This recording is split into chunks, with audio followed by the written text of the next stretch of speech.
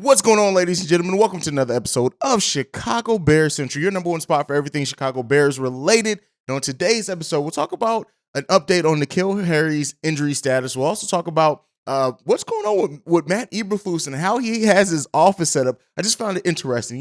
He's really looking forward to the Pro Bowl, and then our Super Bowl. I should also say we will be talking about our takeaways from the second week of Bears training camp. We'll get into all that and more on today's Chicago Bears Central. You are now tuned in to Chicago Bears Central, your number one place for all Chicago Bears news and content. All right, Bears fans, so thank you for joining me. You could be anywhere in the world, but you're here with me on Chicago Bears Central, the daily episode holding it down for C-Dub and Bobby, and we're going to get right into it. So as of right now, N'Keal Harry has been diagnosed with a high ankle sprain. So what does that mean?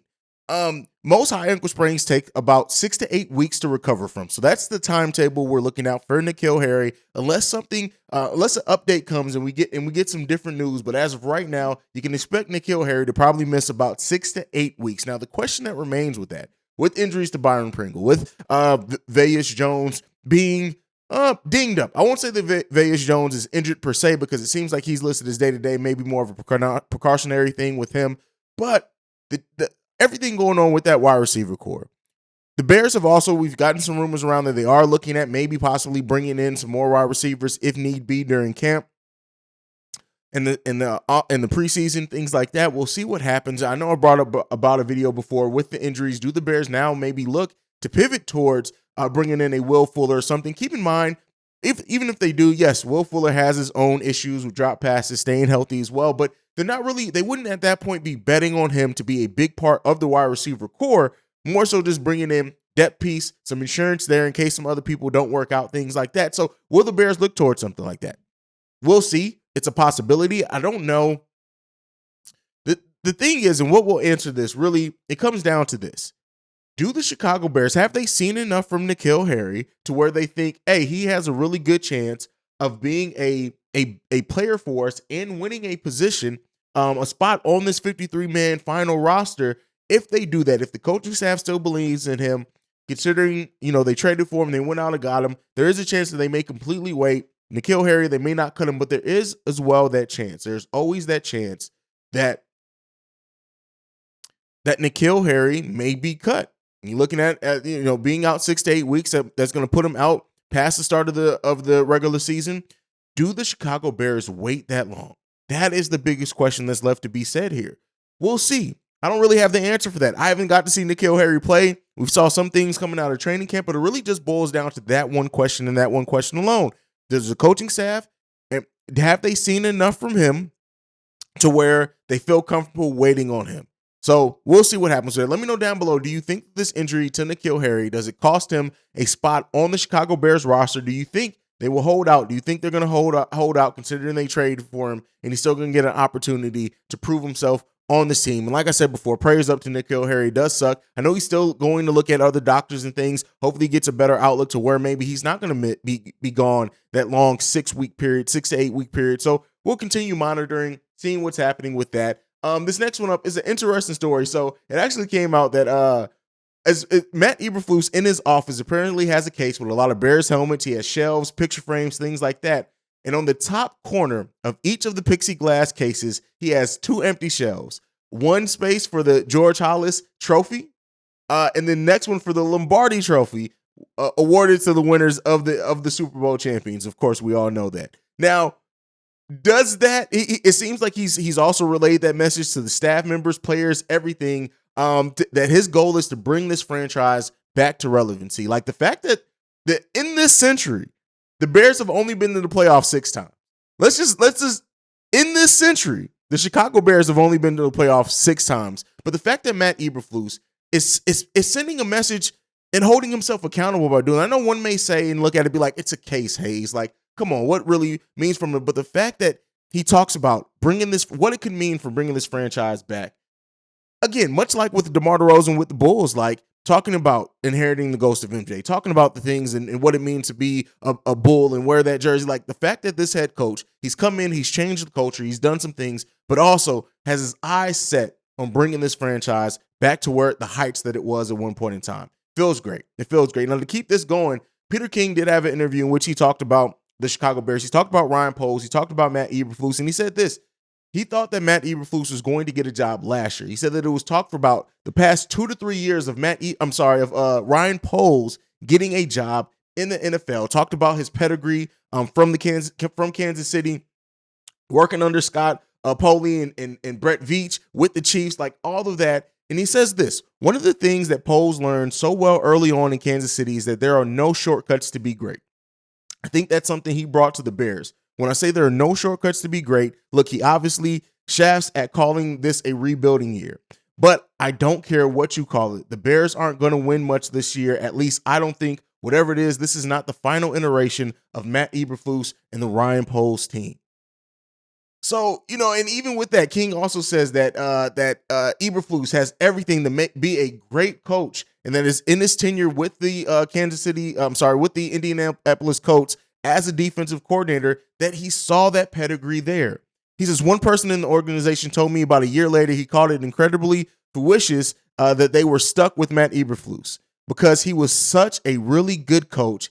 He was a bottom line, total detail guy. The one thing you can and want in your head coach is you want a guy who has the attention to detail. He gets along well with the general manager, and they're each on the same page in terms of personnel acquisition.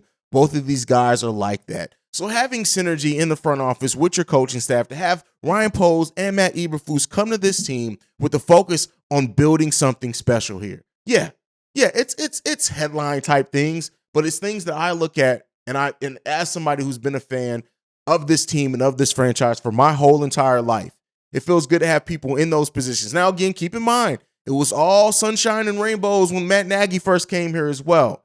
But for Matt Eberflus, we want to see the development. We want to see it, and hopefully it's not just a one-season thing. Hopefully we're not 3 years away from this talking about, hey, why is Eberflus still here? The culture that they're building, everything else, how they're holding people accountable is one of the things that I love and that has me so excited for this team. So with that now, let's get into our takeaways so far from the Chicago Bears training camp in the 2 weeks that has been going on so far. From what it seems, from all the reports, is that right now, the practice have been intense. They are going at it hard for not only players who want to prove themselves, who want to earn their position, earn that starting role, but the coaches are also putting them to the test to find the best combinations, to find what players offer them, the best situations to put a winning team out on the field. The complete culture shift is what's going on, empowering the young players, building up confidence in the young players. One thing with Matt Nagy, it seemed like he didn't trust. He took the power away from the young people and kind of maybe stunted their growth some. It seems as of right now, and I only use the terms of right now because, just in case things do go left, but it's a complete culture shift with Matt Eberflus, Luke Getsy coming into this team. Right, Cole Kmet, already the hardest practice I've ever been a part of. Come on, this is what we want to see. This is Chicago, man. This is the Bears. We want that tough edge team. We want a team that goes hard. We want all of those things. Eddie Jackson saying you can do two things: tap out, stop, cry, complain, or you can step up. And no one is tapped out from Eddie Jackson, what he said. And that's period, point blank. That's one of the great things coming out of this training camp so far for the Chicago Bears. Now, on the flip side of that, as positive as that is, it seems like the offense is still very much a work in progress. Now, Schofield in this, Michael Schofield, who is an offensive lineman, he said this: it doesn't click right away. Offense was struggling even weeks 2 and 3 into the regular season, talking about Denver, but somewhere between weeks 4 through 6, it just clicked. I feel like that's a big thing with this offense. It's going to take time. The backs have to see it. O-line has to see it. And once we see it, that's when things start getting special. So while, yes, there are some issues with that offense so far. Like I said, it seems like it's not quite clicking the way that Luke Getsy may have wanted it to. But again, it's going to happen. You're installing a whole new offense. You have so many new players in here as well. The offensive line that is, for the most part, unproven. Yeah. So that makes some sense. And with that offensive line that we're talking about, this team is high on Braxton Jones. That is another takeaway from this. While the offensive line isn't set in stone yet, it seems like Braxton Jones is the favorite to start at left tackle. Whereas maybe, Tevin Jenkins has to earn a spot. He's still there to compete for a spot, things like that. It seems like Braxton Jones has come in, impressed his coaches, impressed everything to the point where it's almost a surefire thing that he's going to be on that offensive line starting for the Chicago Bears when that season starts. And then another takeaway, Tristan Ebner seems to be making an impression in training camp. Now, whether that comes from him being on special teams, which he did win awards in college for special teams, which I do expect him to be explosive in that. Even Khalil Herbert noticing this. He says he can catch the ball really well out the backfield. He's really explosive. I'm excited to see what he can do because he's a very explosive player. So, yeah, David Montgomery, Khalil Herbert are definitely going to be top backs on this roster for sure. But Ebner is going to compete for touches. He's going to get chances in that special teams game. I think him and Velus Jones as well are both going to get that. But Tristan Ebner continues to impress as well. And then, lastly, the injuries, right? Where do things stand because of injuries? We talked about it a little bit, talked about N'Keal Harry, Byron Pringle, but the injuries are stacking up for the Chicago Bears, and they're stacking up at that position of wide receiver. Who steps up in a case like this? Who's going to be the one to step up? Who's going to be the one to maybe take advantage and maybe, especially at the start of preseason, if these guys are still banged up, maybe earn them a spot on the roster? One of those guys is Tajae Sharpe. It seems like by everything, the practices that N'Keal Harry, Velus Jones, and Byron Pringle missed, is that he stepped up. Matt Eberflus said this about Sharpe. When you have a guy to step up like that, that's awesome. That's what it's all about, right? Guys go down, guys step up, and Tajae did a nice job. We're excited to have him back. He's back now, and he looks good in drills. So again, stepping up big time. Big time. A lot of the rookies impressing. Jaquan Brisker, who Jalen Johnson has been very high on. Al-Quadin Muhammad seems like he may end up getting that starter spot over Travis Gibson. Now, I know, hey, we'll see what happens with that. I still think Gibson's probably the better player, but it seems by everything right now that he has the edge. He has the edge to be that starting spot. It's going to be some people that are in some starting situations that we don't expect. And then lastly, takeaway from training camp is Equanimous St. Brown.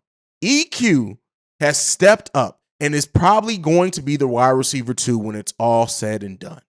Been a player that's hugely impressed. You don't hear nothing but good things from him. Justin Fields from him. He's been in this offense for a number of years, so he really doesn't make mistakes when it comes to running the plays.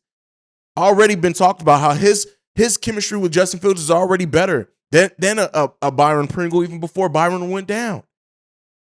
So listen, this training camp has answered some questions. Some questions still left to be answered as well. But it's a lot of positives coming out of this training camp. And as we prepare for our first preseason game on Saturday, it's going to be a lot to look out for the Chicago Bears team. I, for one, am super excited about it. Are you excited about it as well? Let me know down below. Who do you think is going to step up? Who do you think is going to maybe make this roster that you didn't see before? Let me know about N'Keal Harry. Do you think that this injury stops him from making the final 53-man roster? Let me know all that down below. Thank you for tuning in. Thank you for just supporting this channel as we continue to grow, passing 2,000 subscribers before the first preseason game, which was our goal, and we did it, and that's because of you guys. As we continue to grow, make sure you sound off as well. We want to hear from you guys. Be in touch with us. Be in tune with us. We have a voicemail that I plug at the end of every show, and we want to hear from you guys with that. Do not let that go unanswered or unheard. So we want to hear from you. Matter of fact, I'm going to rerun the text messages we got. This one is from the 480, and this was actually sent in last week. If the Bears trade Jenkins and he becomes Trent Williams, but Chris Morgan develops Jones into Armstead, does Poles look like a jackass or a genius? I still say Ryan Poles looks like a genius in that case. But that is how you guys can interact with us. Make sure you do so. Make sure you follow us at Chi Bear Central. You can send us any feedback, questions, comments, concerns, ChicagoBearCentral@gmail.com. You can also send us any text or voicemails to 773-270-2799. Thank you for tuning in and listening to Chicago Bear Central, the daily episode. I will be back tomorrow. You guys got it. I got the news there. Like I like to end every episode on. Bear down. Love you guys. Peace, y'all. This has been a presentation of the Break Media.